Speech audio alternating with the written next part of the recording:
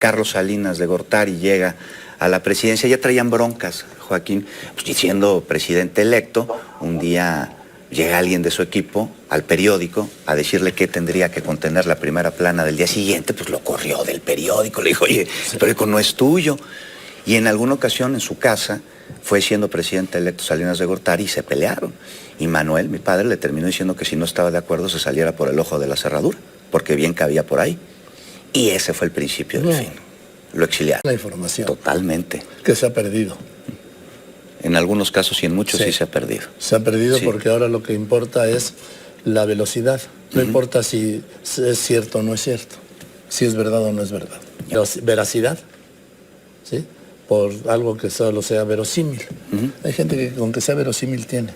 Sí, incluso hasta no, hasta con que crea que beneficia a lo que creen que son sus intereses, ya la da por cierta, ¿no? Sí, aunque sea absurda, hay algunas que son absurdas. Y ¿cómo te lo creíste? Pues es que quieres creerlo. Muchas veces a mí me parece, Joaquín, no sé tú qué opinas, que la noticia falsa es creída porque hay quien la quiere creer. Ah, claro. Punto. Claro. Es el único requisito y los que las emiten lo saben. Por eso las emiten.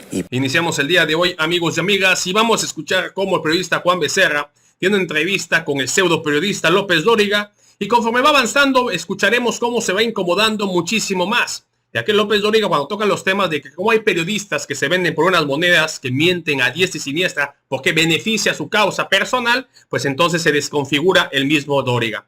Por su parte, igual, siento que cuando tocan el tema de Carlos Salinas de Gortari, uno de los grandes amigos y aliados, financiadores y apoyadores de López Dóriga, se molesta muchísimo, porque recuerden que él fue culpable, el papá del mismo Juan Becerra tuviera que exiliarse, porque el señorito no le gustaba que fuera un periodismo duro y contundente, como debió ser siempre. Por su parte, veremos si lo vuelve a invitar, porque Juan Becerra lo sacó un poquito, más bien lo incomodó, como pocas veces hemos visto a López Dóriga, porque si prestas atención verás cómo se incomoda cada vez muchísimo más. Vamos a verlo, amigos y amigas, está muy interesante, ahorita lo platicamos.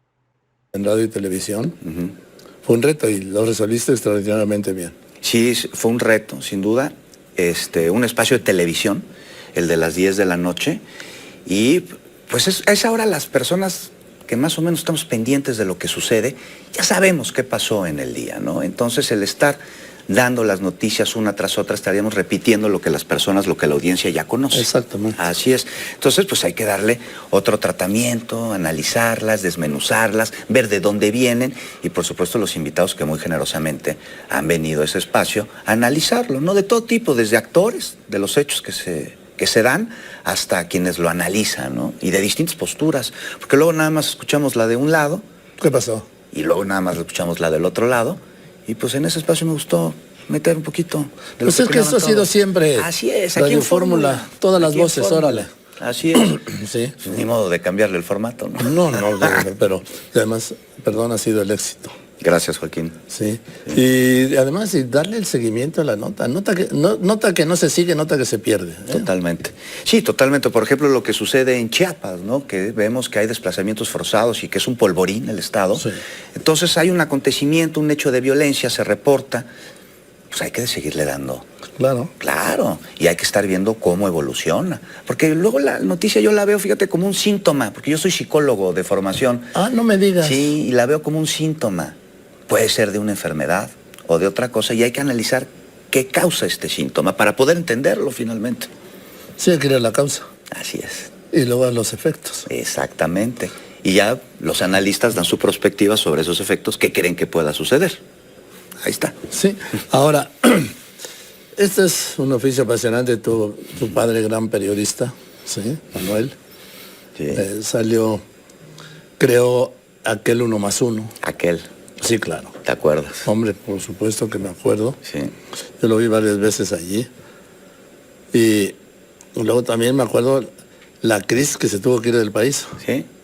Sí, se tuvo que ir del país exiliado en 1989, principios del 89, cuando Carlos Salinas de Gortari llega a la presidencia. Ya traían broncas, Joaquín, pues, siendo presidente electo, un día llega alguien de su equipo al periódico a decirle que tendría que contener la primera plana del día siguiente, pues lo corrió del periódico, le dijo, oye, el periódico no es tuyo.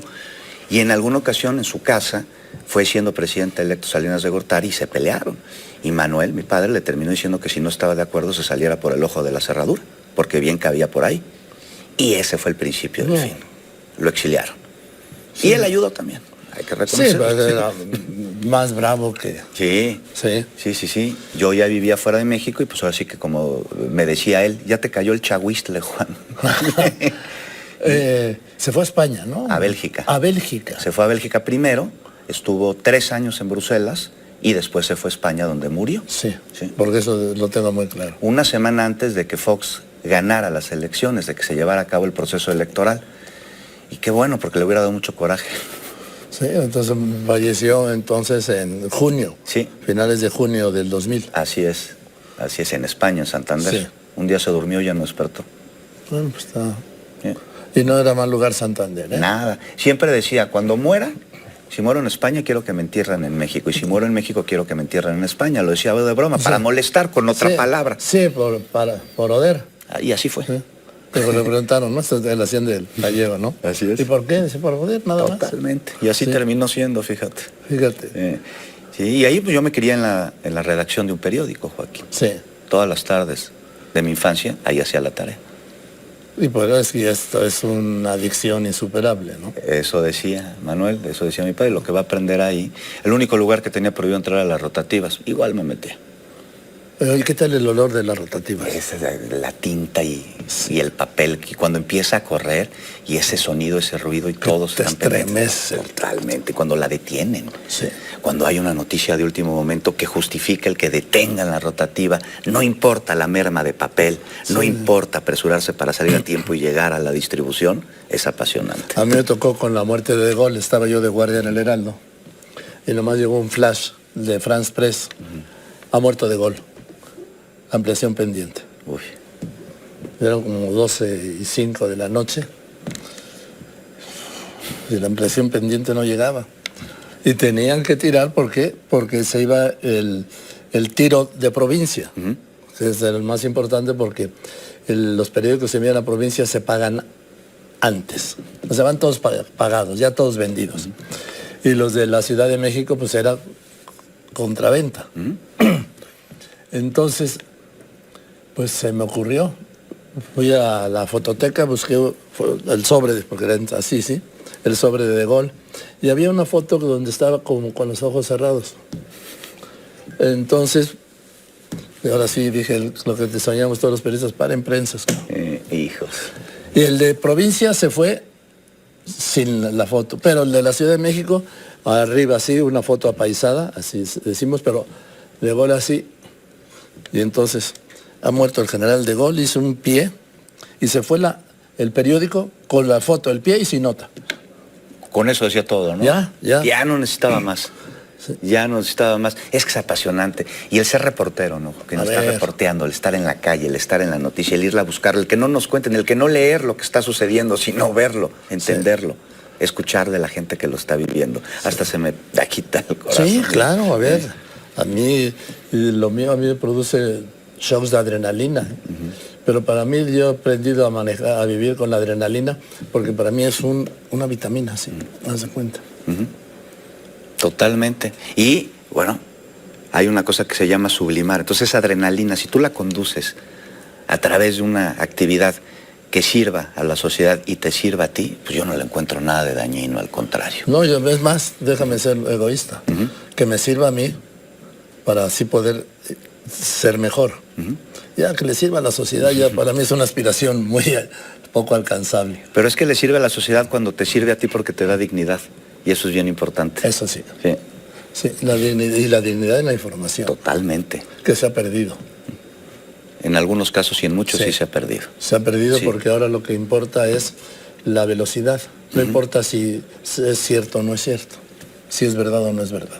Así es, el intentar ganar la nota y se pierde por completo, pues el principio de este oficio, que es que sea irrefutable lo que uno está dando a conocer como periodista. Exactamente, una y otra vez con las fuentes hasta que no te lo puedan tirar. Yo sí les digo, al confirmar, yo confirmo y luego reconfirmo, y cuando lo tengo reconfirmado vuelvo a confirmar, y aún así.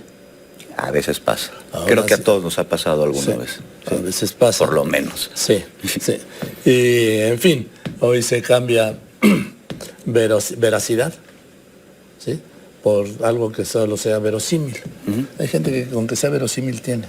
Sí, incluso hasta no, hasta con que crea que beneficia a lo que creen que son sus intereses, ya la da por cierta, ¿no? Sí, aunque sea absurda, hay algunas que son absurdas. Y ¿cómo te lo creíste? Pues es que quieres creerlo. Muchas veces a mí me parece, Joaquín, no sé tú qué opinas, que la noticia falsa es creída porque hay quien la quiere creer. Ah, claro. Punto. Claro. Es el único requisito y los que las emiten lo saben. Por eso las emiten. Y por eso se van a las emociones. Así es. Bueno, entonces a partir del lunes... Pues ya lo escucharon, amigos y amigas, ustedes tienen la mejor opinión. Cuando hablan de Salinas de Gortari, como que se le ilumina el rostro a López Dóriga, y cuando menciona que por culpa de él se tuvo que exiliar el papá de Juan Becerra, se enojó y se ve en el mismo video. Por su parte, igual, cuando toca el tema de que hay ciertos periodistas que solamente velan por sus propios intereses, López Dóriga, sus diversos multimillonarios contratos multimillonarios, que tenía con los gobiernos neoliberales, y por eso, del 2018 a la fecha, él es de los primerísimos que no revisa las fuentes, dicta si es mentira en contra de la Cuarta Transformación, lo publica en un segundo, y es de los que además jamás ofrecen disculpas por las mentiras que han hecho. Lo mismo pasa con él, lo mismo pasa con misma Susana Oresti, Ciro lo ha hecho igual varias veces, pero me corrijo, Ciro se ha mencionado, no en todas, pero en algunas ofrece disculpas por el supuesto error, que obviamente ya lo vieron la gente que lo quiere creer, y bueno, y funciona en cierto aspecto. Otros que lo hacen muchísimo, Loretito de Mola, el mismo Grosso, y así podemos ver que los vendepatrias que perdieron sus contratos multimillonarios, por eso no les gusta la Cuarta Transformación. Pero bueno, amigos y amigas, hasta aquí mi participación. Si te gustó el video, te invito a suscribirte a tu canal de Legión Vanguardia, comparte la información para que más gente se entere de esta noticia, y de favor apoyas con un poderosísimo like, que se da muchísimo a que YouTube nos recomiende y más gente se entere de esta información, que obviamente los Chayo Medios jamás vas a encontrar. Amigos y amigas, no me queda más que decirles por su tiempo, por su espacio, y nos vemos en la próxima.